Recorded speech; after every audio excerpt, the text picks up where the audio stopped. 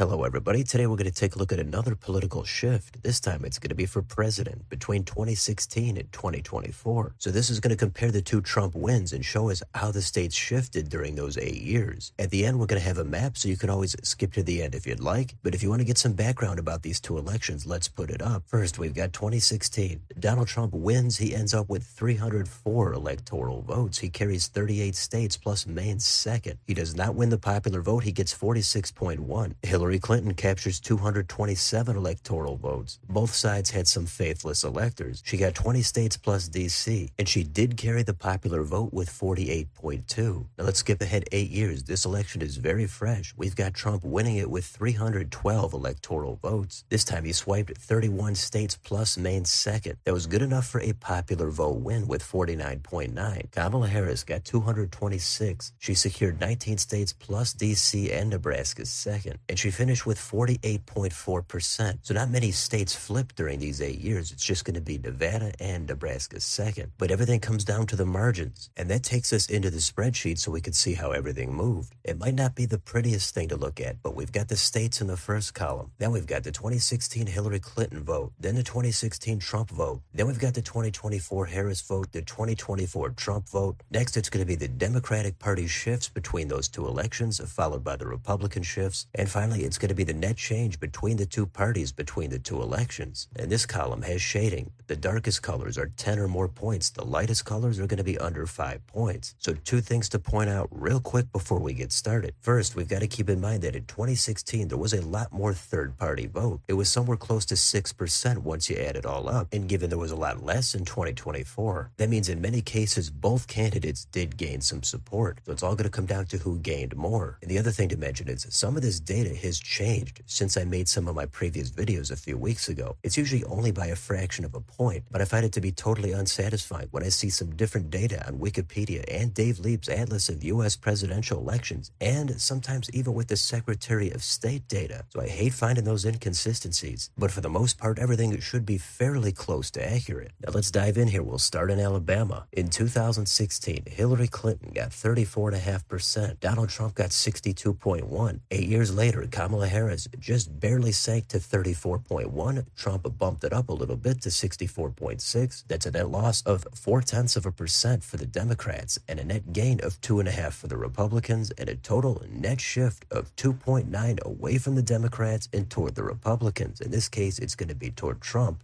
So a little bit of red movement there, but not a ton. So that's how this works. Now we can quickly go through the rest of these states. In Alaska, you can see both candidates gained more. Harris was at 4.8, Trump was at 3.2. That's just a little bit more for Harris, and that comes out to a small blue shift of 1.6. Arizona went in the other direction by 2.1. Arkansas, a little bit redder than that at 3.7. California had an even more significant red shift, just under 10% at 9.9. Colorado had the biggest blue shift out of all the states, 6.1 toward the Dems. Connecticut, very little shift, 0.8 toward Harris. Delaware got bluer by 3.3. Down in the Sunshine State, Florida had the biggest shift out of all the states. Not a big surprise, we saw a ton of movement there, and it shifted 11.9 toward Trump and the GOP. Georgia is a little bit bluer by 3%. Hawaii had a big step toward the right by 9.4. Idaho, a smaller step by 4.7. Illinois is in between those two. It's at 5.7 toward the GOP. Indiana had almost no shift, 0.2 toward the Dems. Iowa went 3.7 toward the Republicans. Kansas in the opposite direction by 4.3. Kentucky almost stagnant there, just 0.8% toward the right. Louisiana a little farther toward the right by 2.4. Maine got bluer by an even 4. Maryland bluer by 2.1. Massachusetts opposite direction, red by 2%. Michigan a little bit of red movement there by 1.1. Minnesota back toward the left by 2.7. Mississippi got noticeably redder by 5.1, while Missouri barely budged at all, 1/10 toward the Dems. Montana a half a point also toward the Dems, and Nebraska a more significant also toward the Dems by 4.5. Nevada had an even bigger shift. It was by 5.5, but it was toward the Republicans. New Hampshire took a step toward the left by 2.6, while New Jersey took a huge step toward the right by 8.2. New Mexico a smaller step in that direction by 2.3, while New York took a huge leap in that direction by 10.1.